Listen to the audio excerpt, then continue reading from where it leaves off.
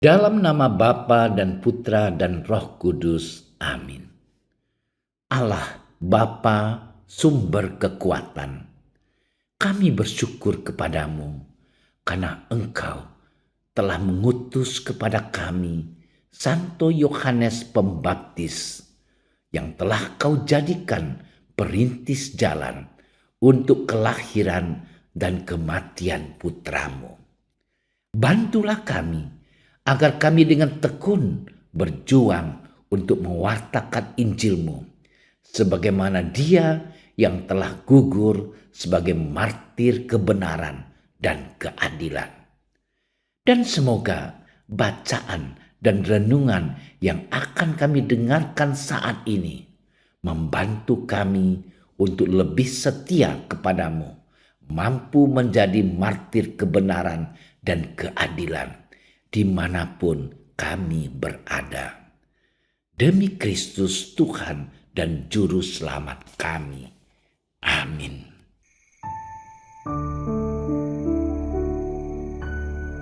Sekali peristiwa, Herodes menyuruh orang menangkap Yohanes dan membelenggunya di penjara, berhubung dengan peristiwa Herodias, istri Filipus saudaranya, karena Herodes telah mengambilnya sebagai istri.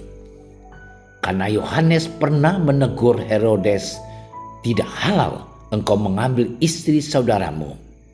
Karena itu Herodias menaruh dendam pada Yohanes dan bermaksud untuk membunuh dia. Tetapi tidak dapat, sebab Herodes segan akan Yohanes, karena ia tahu bahwa Yohanes adalah orang yang benar dan suci. Jadi ia melindunginya. Tetapi apabila ia mendengarkan Yohanes, hatinya selalu terombang-ambing. Namun ia merasa senang juga mendengarkan dia. Akhirnya tiba juga kesempatan yang baik bagi Herodias. Ketika Herodes pada hari ulang tahunnya mengadakan perjamuan untuk pembesar-pembesarnya, perwira-perwiranya, dan orang-orang terkemuka di Galilea. Pada waktu itu, anak perempuan Herodias tampil lalu menari, dan ia menyukakan hati Herodes dan tamu-tamunya. Raja berkata kepada gadis itu, "Minta daripadaku apa saja yang kau ingini, maka akan kuberikan kepadamu." Lalu bersumpah kepadanya, "Apa saja yang kau minta akan kuberikan kepadamu, sekalipun setengah dari kerajaanku." Anak itu pergi dan menanyakan ibunya, "Apa yang harus ku minta?" Jawabnya, "Kepala Yohanes Pembaptis." Maka cepat-cepat ia pergi kepada raja dan meminta, "Aku mau supaya sekarang juga engkau berikan kepadaku kepala Yohanes Pembaptis di sebuah talam." Lalu sangat sedihlah hati raja, tetapi karena sumpahnya dan karena tamu-tamunya, ia tidak mau menolaknya. Raja segera menyuruh seorang pengawal dengan perintah supaya mengambil kepala Yohanes. Orang itu pergi dan memenggal kepala Yohanes di penjara. Ia membawa kepala itu di sebuah talam dan memberikannya kepada gadis itu, dan gadis itu memberikannya pula kepada ibunya. Demikianlah sabda Tuhan.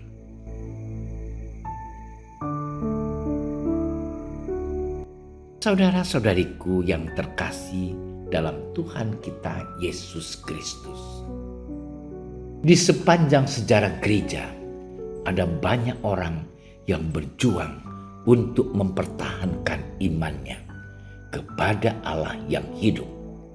Mereka tidak segan-segan menumpahkan darah sebagai martir karena tidak mau menyimpang dari imannya. Salah satu martir kudus yang dikenangkan pada hari ini adalah Yohanes Pembaptis. Saudara-saudariku yang terkasih, kita mengenal Yohanes Pembaptis sebagai nabi yang menyerukan pertobatan bagi seluruh bangsa Israel. Seruan pertobatannya ditandai melalui pemberian diri untuk dibaptis. Yohanes Pembaptis dapat dikatakan menjadi nabi terakhir dari Perjanjian Lama. Dialah yang menunjukkan anak domba Allah, yaitu Yesus Kristus, kepada bangsa Israel. Sesudah Yesus tampil, ia memilih mengundurkan diri dari publik. Walaupun demikian, ia masih tetap mewartakan kerajaan Allah dan kedatangan Mesias, yaitu Yesus Kristus, kepada orang-orang yang dijumpainya. Yohanes Pembaptis berjuang mempertahankan iman hingga rela wafat sebagai martir. Dialah salah satu teladan unggul dalam mengikuti Yesus Kristus.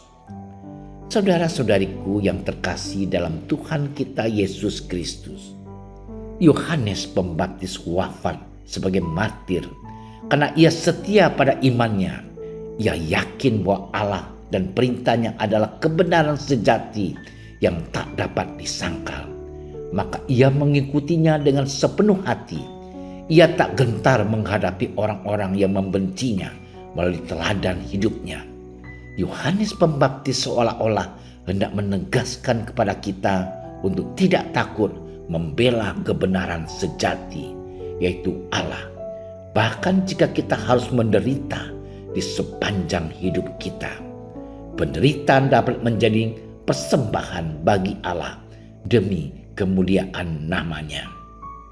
Saudara-saudariku yang dicintai Tuhan, pada hari ini kita diundang untuk meneladani keteguhan iman Yohanes Pembaptis yang rela wafat demi Allah yang dicintainya. Kesaksian hidupnya dapat menjadi contoh bagi kita untuk tetap setia memperjuangkan kebenaran sejati di tengah keluarga, gereja, dan masyarakat kita. Tidak takut memberi kesaksian, bahkan mengkritik walaupun itu orang-orang terhormat seperti Yohanes Pembaptis mengkritik Raja Herodes. Saudara-saudariku yang terkasih, ketika ada saudara-saudari kita yang dilecehkan karena imannya, kita perlu mendatanginya, menguatkannya dalam menghadapi cobaan. Karena kesaksian hidup dari Yohanes Pembaptis sungguh dapat menjadi contoh bagi kita untuk tetap setia memperjuangkan kebenaran sejati di tengah keluarga, gereja, dan masyarakat kita. Ketika kita sendiri pun dihadapkan pada situasi yang mempersulit kebebasan dan pergerakan kita, kita perlu menemukan cara-cara jitu yang kreatif dengan menemukan celah kesempatan yang dapat membantu kita keluar dari kesulitan tersebut. Semoga teladan iman Santo Yohanes Pembaptis yang kita kenangkan wafatnya pada hari ini meneguhkan iman kita untuk tidak takut berjuang mengimani Allah sebagai kebenaran sejati. Tuhan memberkati kita. Ya Allah, semoga teladan iman dari Santo Yohanes Pembaptis yang rela wafat karena cintanya kepadamu untuk membela kebenaran senantiasa meneguhkan iman kami dalam usaha untuk mempertahankan iman kami dan memperjuangkan kebenaran sejati. Amin. Kami berdiri di hadapan-Mu, ya Roh Kudus, pada saat kami berkumpul di dalam nama-Mu. Bersama-Mu sendiri yang membimbing kami, membuat diri-Mu nyaman berdiam di hati kami. Ajarilah kami jalan yang harus kami tempuh dan bagaimana kami harus mengikuti jalan itu. Kami lemah dan berdosa. Jangan biarkan kami mendukung kekacauan.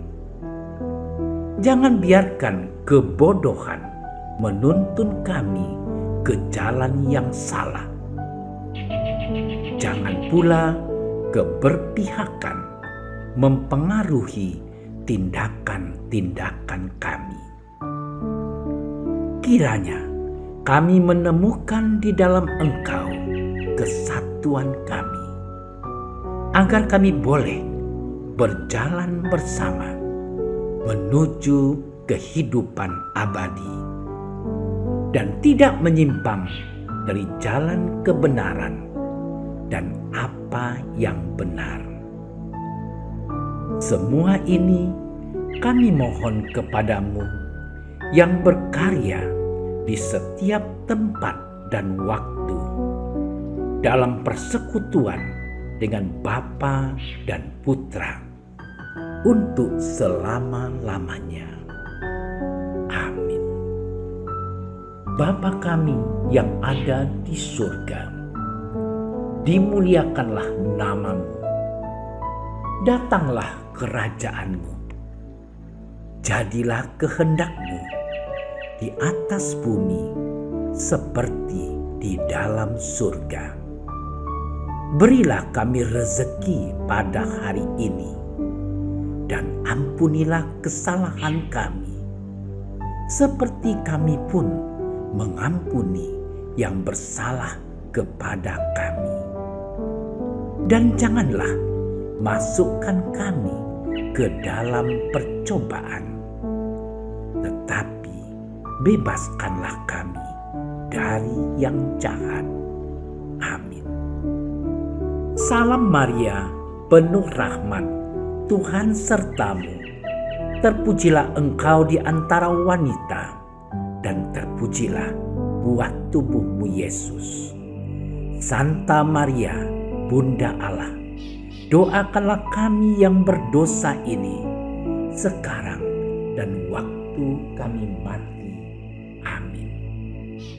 Kemuliaan kepada Bapa dan Putra dan Roh Kudus, seperti pada permulaan, sekarang, selalu, dan sepanjang segala masa.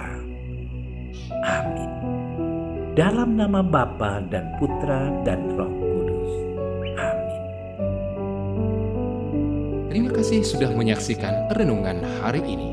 Jangan lupa like, subscribe, dan aktifkan tombol loncengnya agar Anda yang pertama mendapatkan notifikasi updatean renungan harian dari Komsos Keuskupan Padang.